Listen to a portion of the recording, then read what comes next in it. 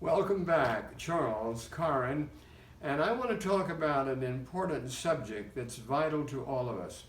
You may have said many times, quoting Jesus, it is more blessed to give than to receive. Well, critics will point out, sometimes immediately, by saying Jesus never said that. And it's true, you do not find that statement in the four Gospels. You find it in the writings of the Apostle Paul. But hear this, Paul was quoting the disciples who had heard it. And so for that reason, we're very safe to believe that Jesus actually said, it is more blessed to give than to receive. And that's what I want to talk about for a few minutes. Every one of us are in need in many ways. That can be a financial need, that can be a health need, that can be a need of service from someone. The teachings of Jesus can apply to every experience and incident in our lives. In some measure, he covered the whole field of human experience, and thank God for that. But I want to talk a few minutes on the subject of receiving, of our all needing at times for the river of provision to flow into us and in our way. It may be health, it may be finance, it may be suffering from loneliness. At any rate, one principle covers it all, and that is that it is more blessed to give than receive. Now, why is that true? I want to illustrate it with the fact that money is referred to as currency. Now, what does currency imply? Currency, like a river or a stream, implies movement, that there is a transfer from one place to another. Now, when we apply that principle to our own finance, we come to a wonderful discovery. We may be in a situation where there is no flow, there is no input.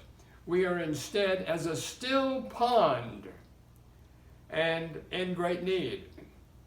But does the teaching of Jesus apply there? Yes, because the fact that money is currency, moving, if we are in a situation of stillness and no income, we can initiate the movement ourselves by giving. And it's in the act of giving that we discover the truth of what Jesus said, that it is more blessed to give than to receive. Giving starts the movement.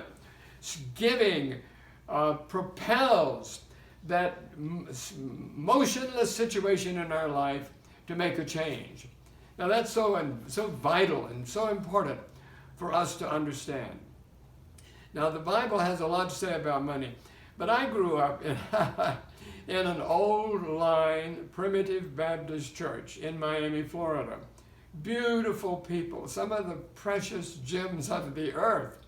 And my great-great-grandfather, who was a pioneer in Florida, and his family may have been here even before him, was an ordained circuit-riding preacher, Primitive Baptist preacher. But Primitive Baptists had an unfortunate idea about money, and that was that the best thing to do regarding it was to never teach about it. Don't ever mention it. And in the church where I grew up, this may shock you, but the church where I grew up, I never one time ever saw a offering plate passed to the congregation. Did not happen. Primitive Baptists, bless their dear heart, they're gone today. Numerous back then, not now. Beautiful, loving people. But they thought that the topic of money in church was evil, and the pastors would not do it. And for that reason, the pastors themselves suffered immeasurably. I remember in my early ministry being in the home, old elder in Atlanta, dear old man, life and ministry now complete and finished. But his daughter was ranting and moving back and forth across the living room, yelling at him. and saying, "You made my mother have to take in laundry and do washing so you could preach. What kind of a church is that?" And she was very angry. And do you know, I didn't blame her. I didn't blame her. But the problem had been self-inflicted, because the church, wanting to escape the accusation that they did not preach for money, had not taught the truth, had not taught the scripture, had not come up forward with the principles of giving that the Bible teaches.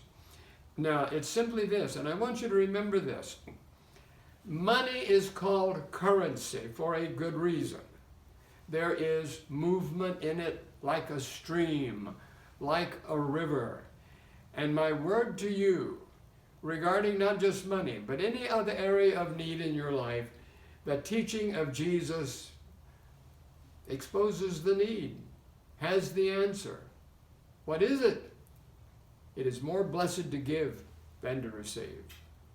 If you're in a stalemated situation where things are not going properly, money or whatever, you can change it. You can bring movement in it. How? By starting it yourself, by giving. If you're lacking in love, nobody loves you, you're off in a corner hiding and crying because you're alone and solitary. Oh, that may well be true, all right? Do something about it. Change it. Get out. Start loving people. Nobody's serving you, helping you. Change it. Get out. Start doing it. If you've got nothing more than a hand to wave to passers-by, do it. It is more blessed to give than to receive. Jesus was absolutely correct. Now, benefit by that, change your life, put some action in it, and start the current flowing. All right? Bless you. Bye.